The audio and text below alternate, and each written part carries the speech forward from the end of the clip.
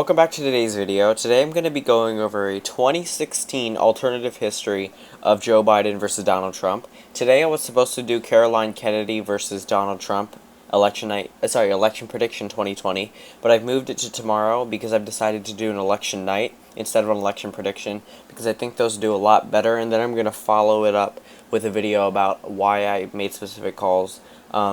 So this was a video that was scheduled to be later this week, maybe on Friday, but I decided to move it up because I have to be doing one video a day is what I'm trying to go at this pace. And I couldn't get Caroline Kennedy out in one day, especially for an election night because they do take a while.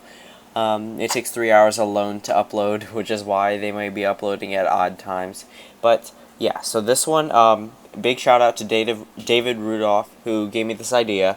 So yeah, Joe Biden, I don't think he would have ran in 2016. He didn't run in 2016, but even if his son hadn't died, I don't think he would have ran because that would have split the party vote between Hillary Clinton and Joe Biden and Bernie Sanders, and I don't think Democrats could have afforded to lose more than they did. Sorry. Upcoming, of course, is Caroline Kennedy election night, Mark Cuban versus Donald Trump election night, Alabama Senate coverage, and Virginia coverage, and New Jersey coverage, and then we're going to move on to more election nights like 2024 election nights, Marco Rubio versus Cory Booker, matchups like that. So comment those below, and we'll just go through this quickly. All the states that are in yellow are the ones I would see as toss-ups, especially in 2016. Turnout was a little bit higher than in 2012, and I think that it was a result of, Pennsylvania had 70% turnout. That's, compared to other spots in this country, that's surprising. Texas I'm going to leave as a toss-up just because of the fact that Hillary Clinton at best polled within 3 points of Trump and beat Marco Rubio in this state by 8 points in polling. So the closest she got before the final minute Trump wave around the last 2 weeks of the election, the 2 weeks before the election, I remember looking at the electoral map and I told myself, there's no possible way for a Trump victory. He has 124 solid electoral votes, and even Texas is not solid. But by the end of election day, it was solid red on the RCP map, whereas 2 weeks before, it was a toss-up. So there's a lot of factors that changed the 2016 election. If we went on the current path that Hillary Clinton was going on 2 weeks before the election, she would have won the election handedly. But she didn't. And the reason why is because the white working class turned away from the Clinton voters. He spent a lot of time in Michigan in the final week, and it really paid off. Clinton campaign forgot about Wisconsin.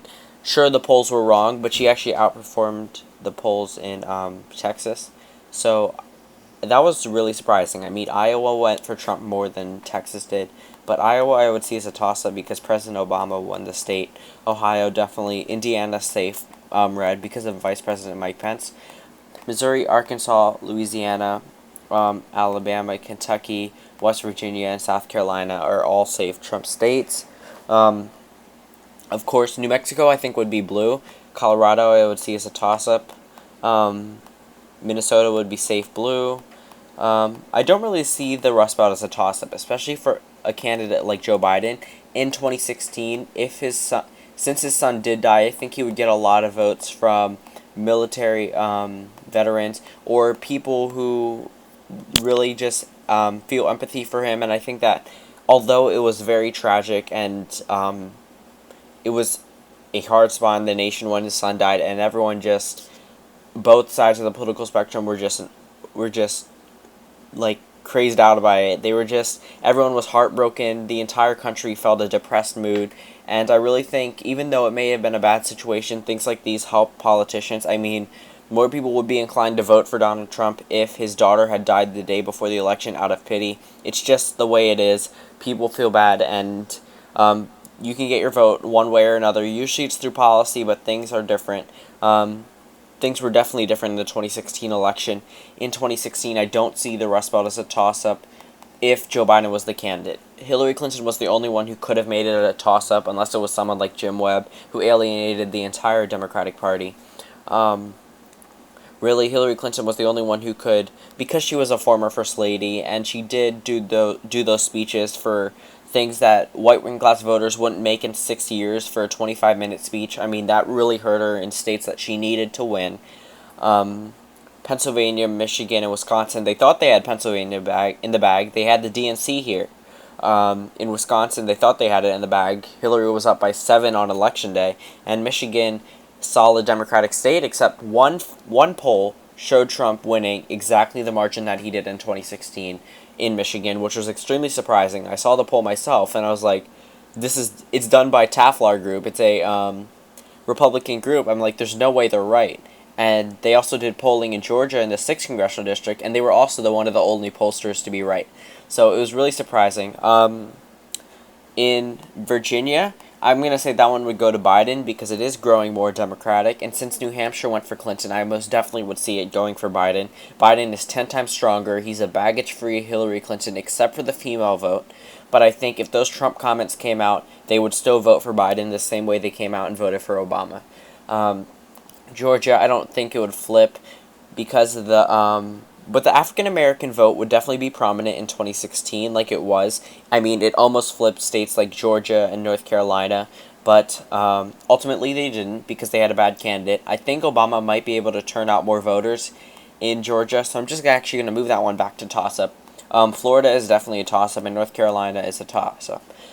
So obvious ones, Texas and Iowa, I don't think would move because if you just hear me out right now, Iowa is going separate ways from the rest of the country, and so is Ohio. Although the country may be trending more Democratic, they're trending more Democratic popular vote-wise.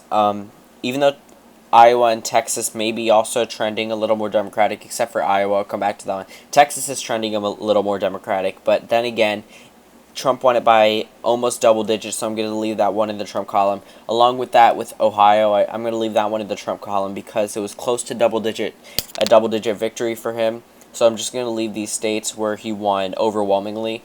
In the state of Nevada, I definitely see that one staying blue along with Colorado, and Joe Biden would handily defeat Donald Trump in a 2016 matchup.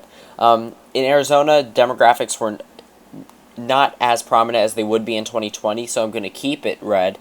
Along with that, I'm going to keep Georgia red because of the fact that the growing Latino and African American populations will be at their peak in 2020 and 2024. So I think that Democrats will have a far better chance winning those states up then than they did in 2016. In North Carolina, I would say that one would go to Joe Biden, and so would Florida, just because of the fact that the senior citizen vote and the white working class vote would come back to the Democrats. And I think Joe Biden would use President Obama to bring out the black voters in North Carolina, which would help him. And then in Nebraska's 2nd congressional district, I would definitely call that one for Joe Biden because it went for Trump less than the state of Arizona and Georgia did, and Ohio. And this is supposed to be Nebraska territory. It's supposed to be solid Republican, and it almost went for Hillary Clinton. So I definitely seeing it flipping to Joe Biden, considering the fact that he's far better a candidate than Hillary Clinton. So thank you all for watching. Again, I'm going to recap on who inspired this video, who was David Rudolph. Caroline Kennedy versus Donald Trump, expect around tomorrow morning, maybe 24 hours from now. Cuban versus Donald Trump, election night. Alabama coverage. Virginia and New Jersey, analysis, and upcoming election nights in 2024. So thank you all for 420 subscribers. I am pretty sure I said thank you for this already, but again, thank you guys for that margin. That subscriber milestone, and I'll see you all tomorrow.